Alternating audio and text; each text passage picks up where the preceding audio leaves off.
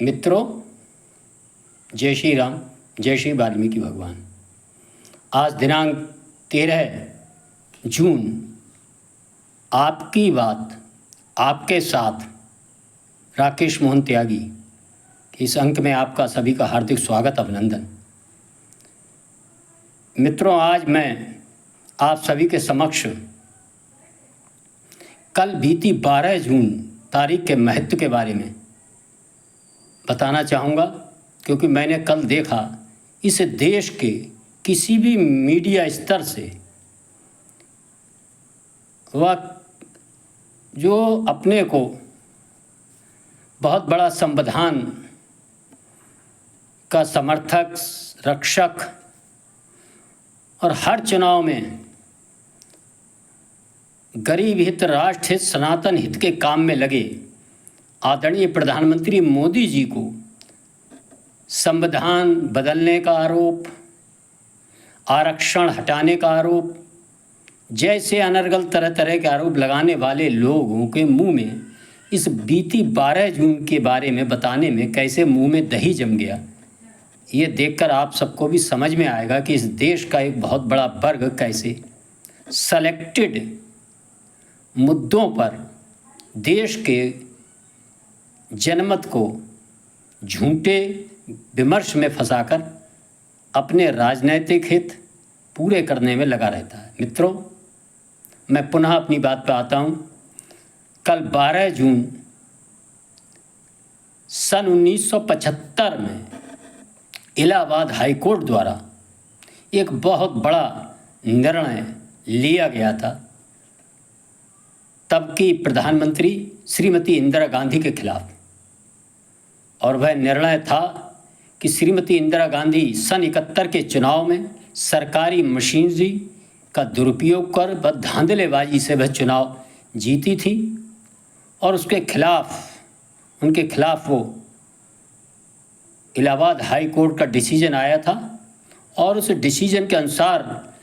71 से 75 तक की सरकार अवैध घोषित की गई थी और श्रीमती इंदिरा गांधी जी को अगले 6 वर्षों तक किसी भी चुनाव के लड़ने के लिए अयोग्य घोषित किया गया था। लेकिन जो संविधान के प्रहरी समर्थक होने का एक आवरण ओढ़े हुए थे और आज भी हैं, और तब की प्रधानमंत्री श्रीमती इंदिरा गांधी ने, जो कांग्रेस की सरकार की मुखिया थी, उन्होंने उस आदेश की अवहेलना करते हुए इसी जून माह में आने वाली 25 तारीख को इस निर्णय के खिलाफ इस देश में इमरजेंसी घोषित कर आपातकाल लगाया था और इस देश के सभी विपक्षी नेताओं को व अन्य संगठनों को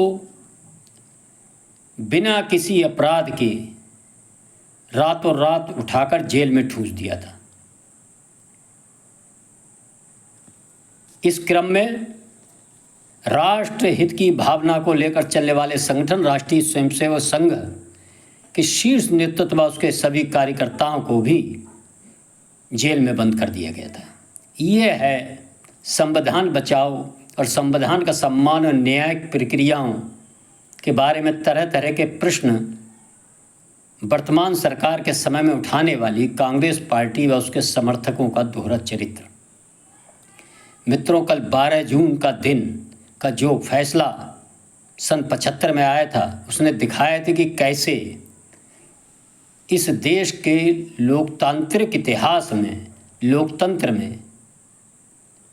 कितनी खामियां आ चुकी हैं और चुनाव में कैसे धांधली सरकारी मशीनरी का किया जाता। ये पहला मामला नहीं था, इससे पहले भी कई मामले आए थे,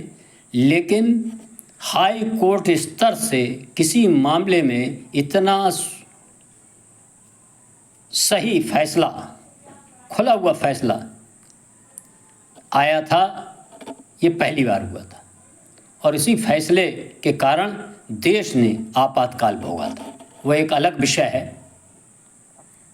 मैं इसी क्रम में आप सबका ध्यान कांग्रेस पार्टी के और संविधान विरोधी एक बहुत कार्य के और ध्यान दिलाना चाहता हूँ कैसे उन्होंने पूज्य बाबा साहब के नेतृत्व में बनाए गए एक देश के विभिन्न महापुरुषों द्वारा संविधान के अंदर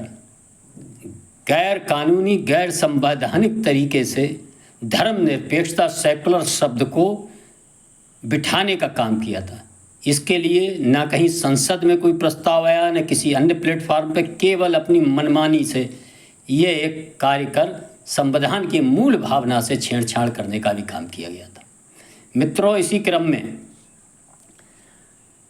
अलीगढ़ यूनिवर्सिटी अब अन्य जामिया यूनिवर्सिटी जैसी जगहों को अल्पसंख्यक स्वरूप घोषित कर उनमें कैसे लंबे समय पूर्व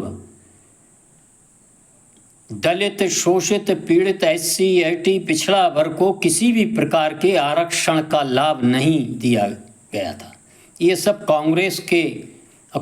की सरकारों के समय में ये संविधान विरोधी कार्य हुए थे, जो इस चुनाव में संविधान की प्रति लेकर और उसको घूमा करते थे। मित्रों, आपने किसी भी कांग्रेसी प्रधानमंत्री को शपथ लेते हुए संविधान की मूल प्रति के प्रति इतनी श्रद्धा भाव से नमन वंदन करते हुए नहीं देखा होगा जितना आदरणीय प्रधानमंत्री मोदी जी को हमेशा आपने देखा है। इस चुनाव में भी आदरणीय प्रधानमंत्री मोदी जी को संविधान व लोकतंत्र के मंदिर का कितना उच्च स्थान है, वह सन 14 में हम सब ने देखा था कैसे सीढ़ियों को उन्होंने नतमस्तक होकर दंडवत प्रणाम किया था। ये उनके मन की भावनाएं दिखाती हैं। कैसे संविधान के रचयिता पूज्य बाबा साहब भीमराव अंबेडकर के जीवन से जुड़े हुए स्थानों को पंचतीर्थ का नाम देकर आदरणीय प्रधानमंत्री मोदी जी व उनकी सरकार ने एक सम्मान देने का काम किया। पूरे विश्व में बाबा साहब के नाम को पहुंचाने का काम किया। ये किसी से छुपा नहीं है। जबकि यह काम पूज्य बाबा साहब से जीवन से संबंधित जो स्थान थे वह बहुत पूर्व में ही हो जाने चाहिए थे, लेकिन पूर्व की कांग्रेस सरकार ने बाबा साहब के बारे में उनके क्या विचार हैं, उनके बारे में कैसा सोचती थी, ये हम सब ने देखा है। कैसे उन्होंने भारत रत्न देने में पूज्य बाबा साहब को आनाकानी की थी और अपने परिवार के बीच कैसे भारत रत्न बांटने का एक कार्य किया था, वह किसी से छुपा नहीं है। मित्रों, इसी क्रम में मैं आपका ध्यान इस चुनाव के अंतर्गत एक आरक्षण व्यवस्था को धार्मिक आधार पर देने का ही नहीं, दे रहे हैं ऐसा एक षड्यंत्र हमारे दलित, SC, ST, पिछड़े वर्ग के जो बच्चे संविधान द्वारा प्रदत्त आरक्षण का लाभ उठाकर नौकरियां पा रहे हैं और अपना जीवन भविष्य उज्जवल कर रहे हैं, कैसे उस व्यवस्था को भी गैर संवैधानिक तरीके से धार्मिक आधार पर बांटकर ऐसे अपने धार्मिक समूह को, अपने वोट बैंक को जो लगातार उनको चुनाव जिताने का काम करता है, वोट बैंक की राजनीति के कारण यह आरक्षण व्यवस्था का लाभ उन्हें भी देने का घोषणा ही नहीं कर रहे। कुछ जगह जहां वो हम सब उनके बहकावे में आए हैं और उनको वोट देकर उन्हें मजबूत किया है, वह हमारे दिए वोटों से हमारे ही बच्चों को भविष्य में मिलने वाली नौकरियां और पदोन्नति का लाभ व अन्य लाभ जो आरक्षण से प्राप्त होते हैं उनको बांट कर, लूट कर कैसे धार्मिक आधार पर दूसरे वर्ग को देने का काम कर रहे हैं। और आप सबने देखा होगा कैसे उस वर्ग ने अपना एक नारा था, पहले हमारा भाई, दूसरा जो भाजपा हराई, लेकिन इस बार उन्होंने अपना नारा बदल लिया और अपने भाई को भूल गए। बहुजन समाज पार्टी ने जितने भी टिकट दिए थे उस समाज को, उनको कहीं वोट नहीं मिला। आपने देखेंगे एक एक बूथ पर एक एक वोट उन्होंने ऐसे लोगों को देने का काम किया जिनसे उन्हें ये आशा थी कि ये आरक्षण का लाभ हमको देंगे, और उन्होंने खटाखट ऐसी पार्टी को एक मुश्त थोक के भाव वोट दिया। और इनके संविधान बदलने, आरक्षण बंद कर देंगे, इसके भ्रामक प्रचार में आकर हमारे भी कुछ दलित, शोषित, पीड़ित व अन्य संवेदनशील वर्ग जो आरक्षण और संविधान के प्रति रहता है, बिना जाने बूझे ऐसे राजनीतिक दलों को वोट देने का जघन्य कार्य किया, जबकि उनको इसका नहीं मालूम भविष्य में जिन लोगों ने खटाखट उसे वोट दिया उनसे सटासट उनका जो आरक्षण संविधान तरीके से उन्हें मिल रहा था, वह आरक्षण उनके बच्चों से छीन कर ऐसे जो सरकारी नौकरी कर रहे हैं, जो आरक्षण का लाभ उठाकर खटाखट पदोन्नति की सीढ़ियां चढ़ते चले जाते हैं, आने वाले समय में आप देखेंगे उनके भ्रामक प्रचार में फंसकर ऐसे पिछड़ा वर्ग, दलित, एसटी वर्ग ने ऐसे राजनीतिक दलों को वोट देने का काम किया है। उस आरक्षण से चढ़ने वाली सीढ़ियां जो खटाखट चढ़ते थे, वो सटासट वो उतरेंगे नीचे और उस पर देखेंगे कि धार्मिक आधार पर अन्य वर्ग, इन राजनीतिक दलों का वोट बैंक वो कैसे चढ़ रहा है। और हमारे आपके बच्चे भविष्य में ये देखेंगे कि उस आरक्षण में उनका हिस्सा न्यूनतम से न्यूनतम रह जाने वाला है। इसको हम जितनी जल्दी समझ सकेंगे ठीक रहेगा। मेरा मित्रों, मेरा इस बारे में आप सबसे यही अनुरोध है कि यह मुद्दा आने वाले चुनाव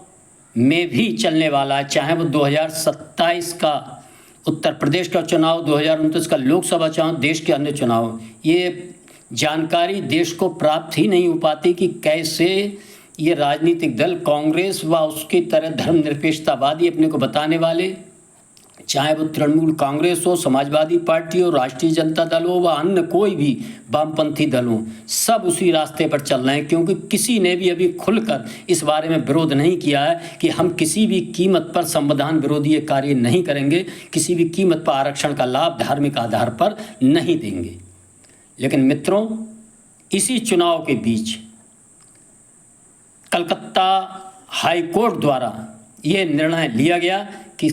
लगभग पिछले पश्चिम बंगाल सरकार, तृणमूल सरकार 10 वर्षों से वहाँ के सनातनी समाज को कानून द्वारा दिए जाने वाला, संविधान द्वारा दिए जाने वाला आरक्षण किस प्रकार से एक वर्ग विशेष के जो थोक में उनको खटाखट वोट देने का काम करता था, उसको दिया जा रहा था। और इस पर रोक लगाने का काम हाई कोर्ट कलकत्ता द्वारा किया गया और वो सारे आदेश वहाँ से हम सब ने देखे। और कैसे कलकत्ता हाई कोर्ट के आदेशों की अवहेलना एक निर्वाचित मुख्यमंत्री सरेआम कर रहे थे। इस देश के अंदर जितने भी राजनीतिक दल थे, होना तो ये चाहिए था कि उन्हें संविधान विरोधी तरीके से इस आरक्षण को जो पिछड़ों को मिलने वाला था, उसमें चाहे लोधी हों, चाहे मौर्य हों, चाहे कश्यप हों, चाहे प्रजापति हों, चाहे जाट हों, चाहे बढ़ई समाज के हों, चाहे गुर्जर समाज के हों, एक बड़ी भारी संख्या है। इस पिछड़ा वर्ग को मिलने वाले आरक्षण के कारण उनके बच्चे सरकारी नौकरियां पा रहे हैं। होना ये चाहिए था सारे राजनीतिक दलों को विरोध करके ये ममता बनर्जी सरकार के खिलाफ एक भर्त्सना करनी चाहिए था, विरोध करना चाहिए था। किसी भी कीमत पर इस आरक्षण को धार्मिक आधार पर नहीं बांटा जा सकता। लेकिन देश के अंदर आदरणीय प्रधानमंत्री मोदी जी के अलावा, अमित शाह के अलावा, भारतीय जनता पार्टी के नेताओं के अलावा किसी भी दल ने, किसी नेता ने विरोध नहीं किया, बल्कि और नेताओं ने आगे बढ़ चढ़कर कहीं दबे स्वर में, कहीं खुले स्वर में, चाहे वो आजमगढ़ में सभा करने वाले नेता हों, चाहे कहीं और, उन्होंने भी कहा कि हम भी आगे आने वाले समय में आप हमें वोट दीजिए। हम अपने समाज के पिछड़ों का, चाहे वो यादवों का हो, चाहे वो किसी भी समाज का हो, प्रजापति समाज का हो, किसी भी समाज का हो, एससी में जाटव समाज का हो, दिवाकर समाज का हो, उस आरक्षण को हम आपके साथ बांटेंगे। ये एक बहुत खतरनाक बात है। ये आने वाले समय में हमारे बच्चों के भविष्य से खिलवाड़ करने वाली बात है। इस देश के पूज्य बाबा साहब द्वारा रचित, उनके नेतृत्व में रचित इस संविधान की मूल भावना के विरोध की बात है। संविधान में आरक्षण का लाभ धार्मिक आधार पर नहीं देने का निर्णय लिया गया था। मेरा आप सभी से अनुरोध है, लेकिन इसके बाद भी हमारे समाज के बहुत से लोग, नवयुवक, इस सोशल मीडिया के बहकावे में आकर, अन्य प्रचार माध्यमों के बहकावे में आकर अपना राजनीतिक हित, अपने अंतर्राष्ट्रीय हित, अपने आर्थिक हित, अपने भ्रष्टाचार को छुपाने के हित, अपना परिवारवादी हित, अपना जातवादी हित लेकर चलने वाले ऐसे राजनीतिक दलों के नेताओं के बहकावे में आकर अपने कीमती वोट को अपने बच्चों के भविष्य खराब करने में कहीं ना कहीं हमने देने का एक जघन्य कार्य किया था। मेरा आप सभी से निवेदन है, मैं लगातार आपसे कहता रहता हूं, किसी भी चीज़ को जांचें, सोचें, समझें, परखें। आखिर हम सब ने कैसे समझ लिया कि आदरणीय प्रधानमंत्री मोदी जी संविधान बदल देंगे अथवा आरक्षण बंद कर देंगे? कहीं तो कहीं कुछ पीछे कोई ऐसा कदम समझ में आता, लेकिन आने वाले समय में भी हम अब सब सचेत रहें, सजग रहें, संगठित रहें, शिक्षित रहें और संस्कारित भी रहें। मेरा आप सभी से अनुरोध है कि हम इस जानकारी को, इस अपने 12 जून के महत्व को ज़्यादा से ज़्यादा लोगों को बताएं कि कैसे कांग्रेस व उससे उत्पन्न दल व उसके सहायक दल व विरोधी दल जो आज इंडी गठबंधन हो चाहे विभिन्न गठबंधन बनाते रहते हैं, कैसे ये गठबंधन एक जो गरीबों को 1 रुपया उनके चलता था दिल्ली से और वो 15 पैसे 10 पैसे के रूप में पहुंचता था, ये वही गठबंधन के लोग जो चाहते हैं गरीब को पहुंचने वाला पैसा उसी प्रकार से 10-15 पैसे पहुंचे, बाकी 80, 85, 90 पैसे हमारी जेब में जाएं। तो एक तरफ आदरणीय मोदी जी के नेतृत्व में दूसरे लोग हैं जो अपने समय में उन्होंने करके दिखाया है कि दिल्ली से 1 रुपया चलता है तो वो सीधे सीधे गरीब व्यक्ति के खाते में पहुंचता है। आदरणीय मोदी जी ने अपने तीसरी बार सरकार पर बैठने के बाद पहला निर्णय किसानों के हित में लिया और उन्होंने किसान सम्मान निधि की किस्त जारी करने का काम किया। 11 करोड़ किसानों के खाते में पहुंचने वाली है। इन सब बातों से हमको समझ में आना चाहिए कि हम सब जिन्होंने किन्हीं कारणों से अपने छोटे मोटे निजी हितों से, किन्हीं नाराजगियों की वजह से, किन्हीं अन्य वजहों से इस किसी प्रकार के बहकावे में आकर अपने कीमती मत को कैसे एक तरह से खराब करने का काम किया है, इसके लिए मेरा अनुरोध है कि हम सब मनन करें, चिंतन करें, इस वीडियो को ज़्यादा से ज़्यादा शेयर करें। आप सबने सुना, इसके लिए बहुत बहुत धन्यवाद। अंत में सदा की बात आपसे मेरा एक यही निवेदन है कि ये चैनल आपका अपना चैनल, आपकी बात आपके साथ राकेश मोहन त्यागी बोलकर अपने यूट्यूब पर सब्सक्राइब करें, लाइक करें और शेयर करें। धन्यवाद। जय श्री राम, जय श्री वाल्मीकि भगवान, भारत माता की जय। आपका राकेश मोहन त्यागी।